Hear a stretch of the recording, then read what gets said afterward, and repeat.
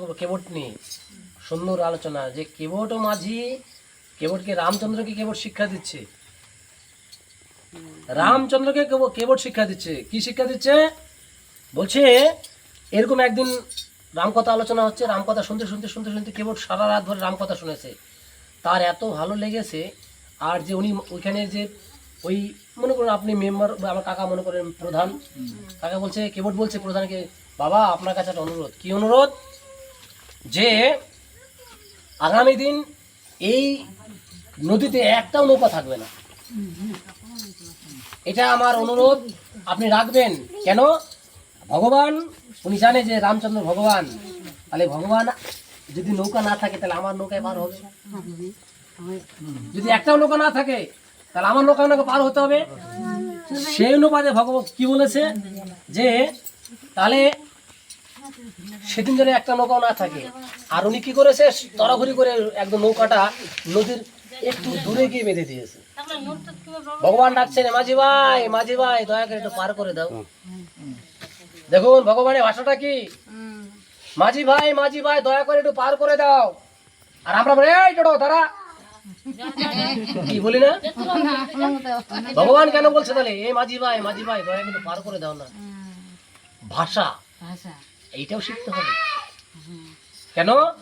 সকল বলছে মর্যাদা পুরুষোত্তম রামচন্দ্র ভগবান হচ্ছে না মর্যাদা পুরুষোত্তম। কিভাবে সংসার কিভাবে পরিচালিত করতে হয়, কার সাথে কেমন ব্যবহার করতে হয়, ভগবান রামচন্দ্র শিখিয়ে দিয়েছে। উনি মর্যাদা শিখিয়েছে, ছোট বড় কার সাথে কি ব্যবহার করতে হয়, সকলের সাথে সকলকে সম্মান দিতে হয়। তাহলে তো এই টোটো যদি বলি তাকে সম্মান দেওয়া হলো এখানে। তাহলে উনি ভগবান, উনি কেন কেবট বলতে, এই মাঝি ভাই এখানে একটু দয়া করে আমাকে পার করে দাও না? তার উনার কি দরকার? উনি ত্রিভুবনের মালিক, উনাকে সাধারণ কেবটকে বলতে হবে যে আমাকে দয়া করে পার করে দাও। এখানে ভগবান শিক্ষা দিচ্ছে সকলকে সম্মান দেওয়া উচিত। তখন কেবট বলছে, ভগবানকে আমি একটু শিক্ষা দেবো আজকে।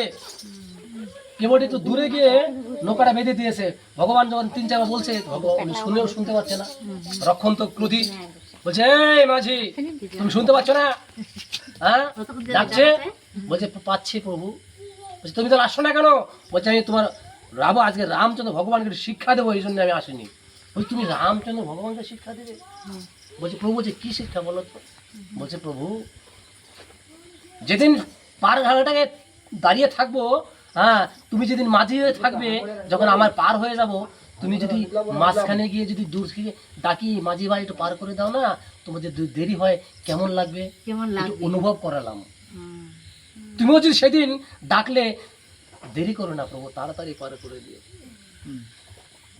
এই যে শিক্ষা, ভগবানকে শিক্ষা দিচ্ছে না, সকলকে শিক্ষা দিচ্ছে। যে পারঘাটাকে যারা পরে এলো আগে গেল, আমি রইলাম পরে, হরি দিন তো গেল সন্ধ্যা হলো, পার করো আমার। কে গান শুধু আমি শুনি, গানে মানে কি, মানেটা জানা প্রয়োজন আছে না? নেই মা, গানে মানে জানা, হ্যাঁ গান গাইলে হবে না, গানে মানেটাও বুঝতে